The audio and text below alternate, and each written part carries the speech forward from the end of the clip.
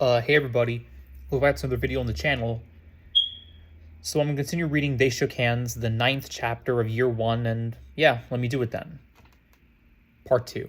The next week flew by before Harry had even turned about twice. He was keeping his nose in his books and out of trouble mostly at Theo's insistence. Between his own interest in potions and Theo's near encyclopedic knowledge of herbs and fungi, he did quite well for himself in both meetings of the herbology class. With Millie's help, Harry had been able to find the changes wouldn't matching to a silver needle, though was still having trouble managing to form the eye. Millie was optimistic and thinking he would achieve total success by the end of the month. Harry slept in history match joining the rest of his classmates. Even Theo, the most studious of all the first years, closed his eyes, napped, and what he had to be the most boring lecture ever. Harry was convinced that Masterman's lectures would cure the cure for insomnia. Charms was still interesting, even though it was still mostly theory. Just the other day, Wesley could point his wand at Tracy's kin, Argent, and sent him zooming all around the classroom. They were all itching to try casting the spell. Astronomy rapidly became very tedious. Lessons were boring, something Harry hadn't expected. They finished learning the astrological constellations, and now we're learning about the planets and their moons. It sounded fun when Preston just to give an overview of the course, but was rapidly proving to not meet his expectations. Defense against darkness had gone a little better. As a quarrel began to tell them about minor curses. Nothing serious yet, so the first could continue their studies in the subject on their own terms. Their Friday's potions lesson was without a notable incident, which surprised Harry immensely. Small smarting from their attention to Professor Snape, Weasley and Finnegan were well behaved. Finnegan seemed to be irritated with Weasley. He worked with Dean Thomas, leaving Weasley working down the long bottom. After lecture, the Slytherins made sure to be the first out into the hall. Professor Snape shut himself in his office, so they knew they would be undisturbed. Each of the Gryffindors eyed Harry and his friends as they left the classroom, suspecting they were up to something, which, to be fair, they were. Finally, Weasley was last to leave, stepped down to the hall. When he spotted Draco and the rest, he froze in place. Now then, Weasley, you've had a whole week to think about what you've done wrong. Is there anything you'd like to say for yourself, Draco asked, drawing his words as though he hadn't a care in the world. Weasley swallowed hard.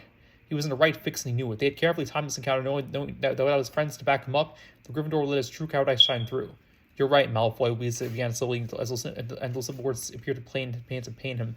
I've given it some thought, and I was wrong to such person McGonagall the way I did. It wasn't because I was afraid to duel you, he was quick to add, or to get you in trouble. Is that so? Draco said in his customary drawl. I'm intrigued by your reasoning, then. Do go on. We were on our way to meet you, Weasley said hurriedly, but the old McGonagall had us on our way out of the portrait hole, and we didn't have a choice. We didn't want to, but she made us tell her. Is that a fact? Theo said, a sneer in his voice. Draco looked around at the others. Terry took a long look at Weasley, who was sweating, and nodded to Draco. Well, will wonders will never cease. Draco drawled in the fasciest tone. Weasley can be reasonable. Let's see if he knows how to apologize. Weasley swallowed again. You really no choice at all. I'm sorry for tattling on you, Malfoy. There now, Weasley. Was that so hard? I'm sure your mom will be very proud of you. Now get out of the dungeons. Weasley got himself up, managing not to run, but as he ran to the corner, he could hear his footfalls as he ran for the light of day. Saturday morning was bright and sunny, one of the last predicted nice days left of the summer. The temperature was only moderate. The sunshine had made the whole world seem bright. A few fluffy clouds were strung out in the sky like cotton candy. A gentle breeze stirred the leaves of the trees in the forbidden forest. Down at the Quidditch pitch, a Slytherin house team had gathered early. They were doing their warm-up exercises as those who hoped to make the team arrive, brooms over their shoulders. Harry felt nervous and staring with these other children, most of whom were much taller than he. Draco had scouted the line, checking out not the hopefuls, but their brooms. He gleefully reported back that nobody else had a Nimbus 2000. Most of the others had a clean sweep in sixes, but a few had model sevens. Two girls, the latest Comet Trading Company model, the Comet 270. On 130, boy, Charles Warrington, had Nimbus 1700. Draco told Harry that his room was the best of the lot. It was a small comfort to his nervous stomach. There were 4 open positions on the team, 2 chaser positions and both beater positions. In addition, was starting Seeker having left school, Terrence Higgs would have to defend his position. Leo had gone down the line as well, making inquiries. A lot of people wanted to be Seeker. He was a position of glory. Harry learned from the story all the stories he'd heard. All the positions were important. Each could make critical plays that could change the game instantly, but Seeker was where the power lay. Only Seeker could end the match, so it was a matter of being the quickest to end Hatch Golden Snitch, while the rest of the team could have kept the other team from scoring to the 130 points and earned a assured victory. Seekers were very important, thus also the players most often fouled. All right, you lot, we're going to get started, shouted Flint. Oh, we're trying out for Chaser, get over here. You'll fly 2 at a time, and Bletch and I will be judging your performance. Best 6 move on, and then we try for beaters. The first candidates kicked off into the sky. Flynn called various moves out to them and they performed. Jocelyn called back and forth. Bletchley kicked off and went to guard the wall rings while they practiced taking shots in them. Neither was any good, Draco told him. Next pair was a bit better, as was the pair after. Finally, Flynn called the last pair down and made some notes on his clipboard. Good, he said shortly. Everybody stick around. Beaters over here. Now, come on, move. For the trial, Flynn took the air with the quaffle in his hand, challenging the hopefuls to knock him off his broom, or to at least make him drop the ball. Both players were turned loose, and every hopeful took a bat into the sky with him. Bletch was keeping notes on his performance using Flynn's clipboard. Flynn could fly, nobody had any doubts about this. He had flew little circles around everybody else in the sky. Nobody even came close to nailing him with either of the 2 bludgers. It was a fair of 4th-year boys, Ivan Boll and Matthew Derrick, who did the best of them all and whacked the bludgers hardest and turned to whacking their combination instead of their target. One by one, the other hopefuls fell from the sky. Finally, only those 2 boys were left, and veritable gorillas they were. They racked their beaters' bats together in triumph. What the hell do you two think you're doing? Fletcher yelled up at them. Flynn, get down here. Everybody sank down to the earth. Flynn was grinning madly. Are you two insane? Fletcher demanded of the pair. Bull looked at Derek. Derek looked at Bull. We couldn't touch Flynn, Bull began, so we figured we show what we got. Continued Derek. Only to do that was take out the competition, Bull finished. The other way I'm impressed, Flynn said cheerfully. We're both in the team for showing considerable initiative and creativity. We won't that easy to tell nail folks on the other team mind, but we've got skills we can build them. Imagine for a minute, they handed Flynn back his clipboard. Moving on, said suggestively. Yes, Seekers, Flynn bellowed. Great Scott, he muttered, looking at the 15 people who stepped forward. All right, this is how it's going to work. You're going to go into batches of 5. We're going to release a snitch. The first one to get moves on to the next round and so on. Beaters will be practicing as will the chasers. Chasers looked down his clipboard.